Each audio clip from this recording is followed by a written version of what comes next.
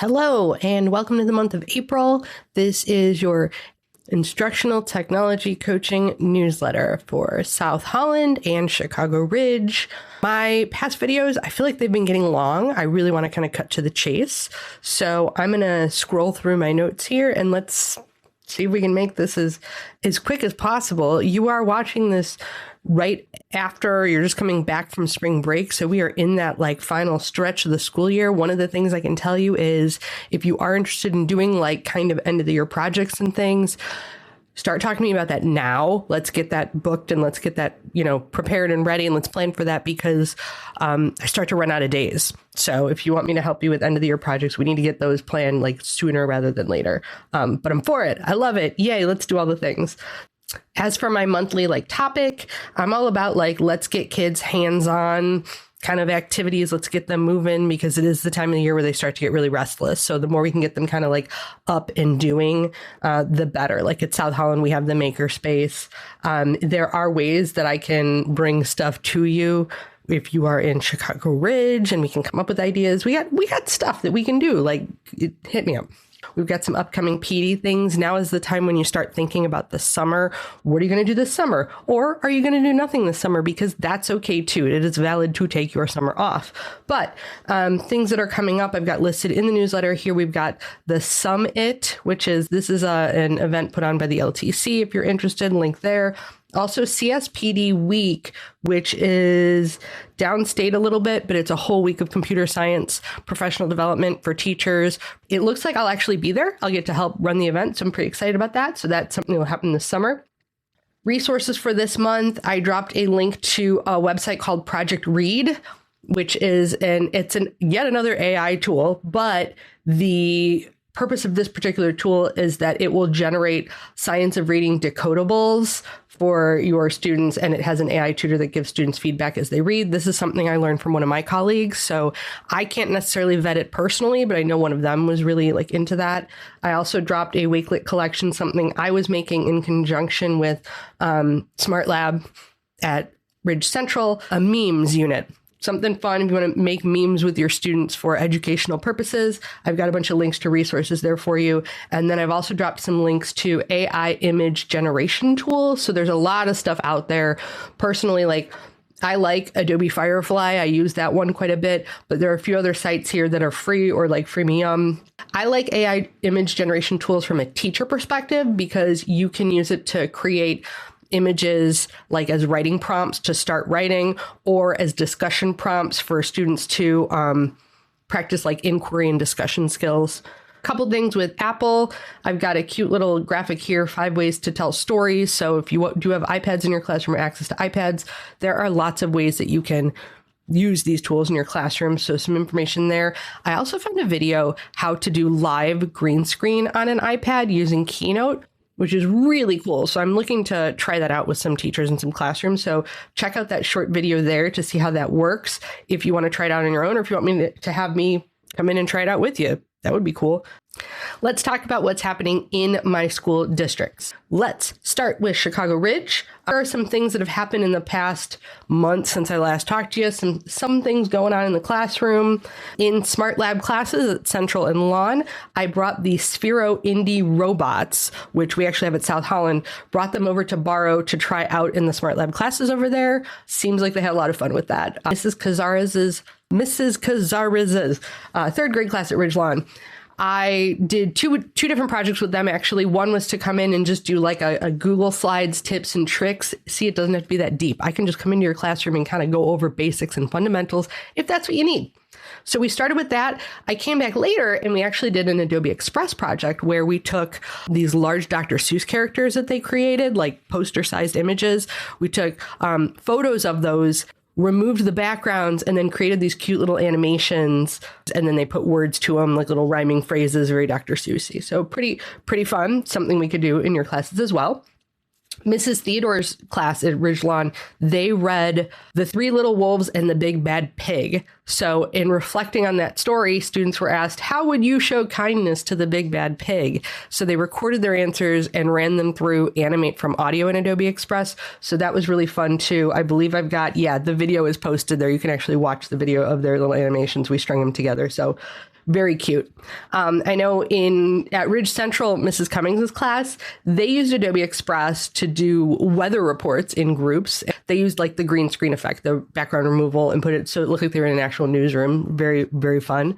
At Ridge Lawn in 4th grade, we are actually working on a project now called Worst Slides Ever. Rather than telling students what to do, they're going to tell us what not to do by making the worst slide deck ever. So that should be interesting, a fun way to teach basics that's not just, talking at them, making them, teach us what's not good, what's bad, and what's not a good idea and why. And then Miss Nemec's class at Ridgelawn recorded podcasts for Women's History Month. It's the first time I've done podcasts with a class, so that's really fun. We talked about using Canva to create like a dashboard where we could host and link out to all the podcasts, so you could get one file that's kind of like a homepage or a landing page or a hub to like listen to all the individual podcasts. So instead of a traditional report or presentation, think about recording a short podcast. So very neat things going on in Chicago Ridge. Now let's talk about South Holland. First of all, I have my shout outs and congratulations to our newest Google Level 1 certified educators. At Greenwood, we've got Miss Raisky and Miss Schmidt. And at McKinley, we've got Mrs. Hotchkin, Mr. Krugman, Mrs. Merriman, Mrs. Pearson, and Mrs. Vitolka. All of our latest Google Level 1s. If you didn't hear your name and you're like, Jen, I got my Level 1, I didn't get a shout out, you got to tell me. I'm happy to do it. Not only do you get a shout out, I've got your little badge to hang up outside your classroom as well. So we've got some of that going on. Let's talk about cool projects we've done. So 7th grade ELA, Miss O'Shea's class, we did our Calm Kit pouches. It goes along with their Tears of a Tiger unit. SEL coping strategies kind of bent. They designed words to heat press on zipper pouches that we then filled with things like fidgets or mints or lip balm or little notebooks or pictures of things that you love. So kind of a really neat little, we call it the Calm Kit that you would carry around. In kindergarten at Greenwood, Mrs. Natz's class worked with me. I think we actually worked a couple of times since I've last talked to y'all. They have Hexbug robots. So if you remember from our family night, our STEAM night, we had those little toothbrush bugs that kind of vibrated. So you can buy, they're called hex bugs at the store, very similar. So we had those in kindergarten, these little hex bugs, and we built mazes using cardboard and tape and straws. They made little tracks for these hex bugs to travel through. That was very fun. Mrs. Harrington's class at Greenwood, we made buttons. We used the button maker. We have those big giant button makers. Each student made 2 buttons. We used it as part of their hero unit. They got to make 1 button for themselves and 1 for their hero with the idea that they would give it away. So that was pretty fun. Mrs. Carter West, 4th grade class, tried out a new project with me. They were doing basic electric circuits in science class. So we tried out making circuit wands, like magic wands, using popsicle sticks, LED lights, and copper tape. So a little bit more tricky, a little bit more in depth, but we all made wands, so that was amazing.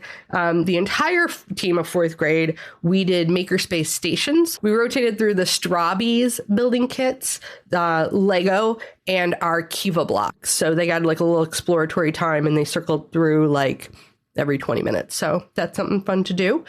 Miss Lore's 8th grade social studies classes did a Women's History Month booklets. So we experimented with using Google Slides for that as our format. My second project with Mrs. Natz's kindergarten class is green screen videos using Flip. So Flipgrid, formerly known as Flipgrid, now called Flip. They read Cloudy with a Chance of Meatballs. They got to draw an image of their own food weather. We took a picture and made it the background of their video, and they got to talk and give their weather report. It is a tornado of noodles, and it's raining maple syrup, or whatever they put in their picture. It was very, very cute. In 4th grade, Mrs. Hodgson's class, we pulled out the iPads and we practiced doing some drawing. So very much the kind of activity I'm doing over at Greenwood. We brought the cart of iPads to 4th grade. We pulled out our stylus pens, and I taught them how to do some of our basic drawing in Keynote, and they drew self-portraits. So that was pretty fun. It's always cool to see what the students draw. So I've got pictures of all of these things here in the newsletter. And then Mrs. Carter West 4th grade class, again, as part of their circuitry unit, we pulled out the Makey Makeys can allow you to control your Chromebook in a number of inventive ways by creating like completed circuits to, press different buttons like the up, down, left, right arrow keys on your keyboard and things like that. So we have lots of really fun things in the district. You just need to hit me up and ask me. I'm scrolling through right now. We've got pictures of all of these things here in the newsletter. So if you're interested in seeing any of these things in action or what they look like, please do that. If any of these things spark ideas in your brain, you're like, I want to do something like that, let me know. Again, the sooner you let me know, the better, because some of these things do require planning or obtaining supplies. I know I had to run to the dollar store for our makey unit, but it can all be done.